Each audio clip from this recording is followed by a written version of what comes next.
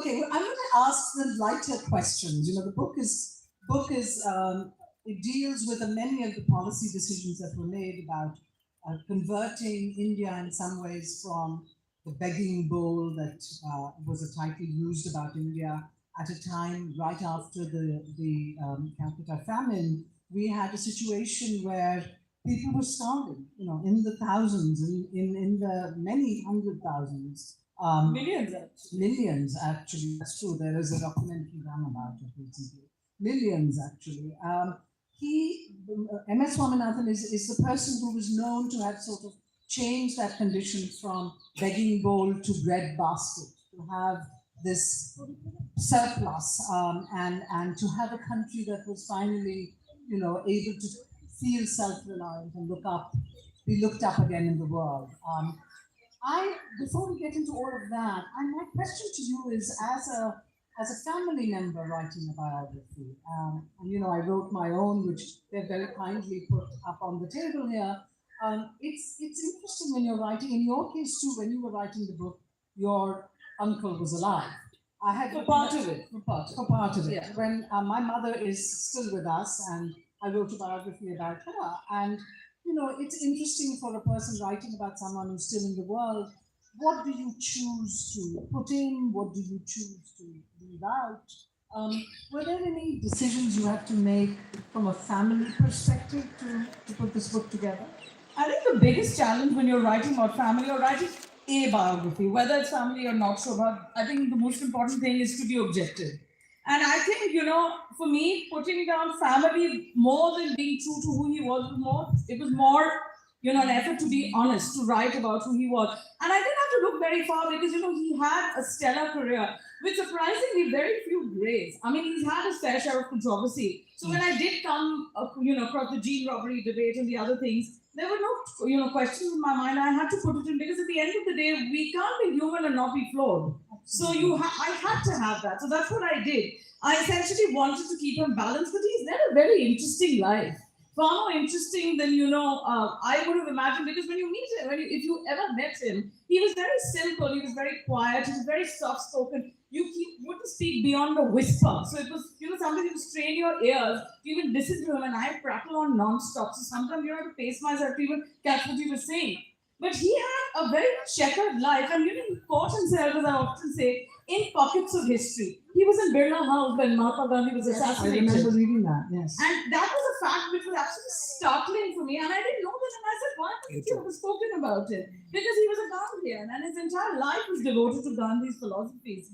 So he said, you know, I had so many such instances, and the fact, you know, when you talk about the Bengal famine, he was training to be a doctor in Kumbakonam.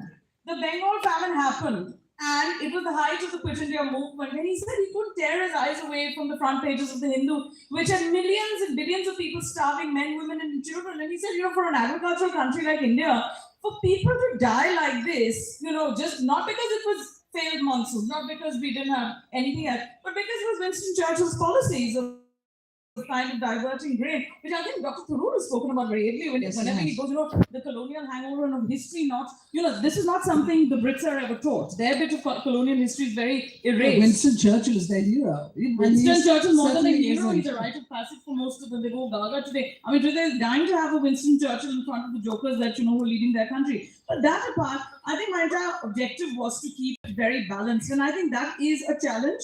I didn't let affection in the way, because at the end of the day, I was trained to be a historian. And, you know, we are trained to write in a certain way, whether you write dissertation or not. You need to be true to your subject and to history. And, you know, when you write about him, you're essentially charting the course of India's history and its food security issue.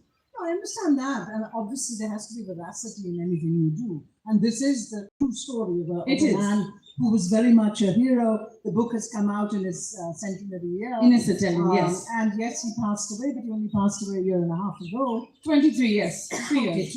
Yeah. 3 years ago. But recently, I was more sort of curious whether in the crafting of the book itself, you needed to present him. You've obviously presented him with a soft lens in some ways, and I don't mean to say that you haven't acknowledged that he did focus from just being green revolution into evergreen revolution. Yes. And I like that term. I mean, it's not really you just your term. No. That It's they a use term about which it. kind of espouses Absolutely. his living legacy. Because he believed in self-reliance, just you don't teach someone, you don't feed someone a piece of fish, you teach them how to fish. Yes. And he did believe in that kind of thinking. Can you tell us a little about that? But I still will come back to you to ask a little on the crafting of the book, whether there were ways in which you felt you wanted to focus on some aspects and not. So is it the man or the myth or the humanity aspect of him that you wanted to encourage more for today's readers? Actually, I think it's a bit of everything. The man behind is important. The myth was, we couldn't have, be food secure, which is a myth without him, which he busted in his lifetime.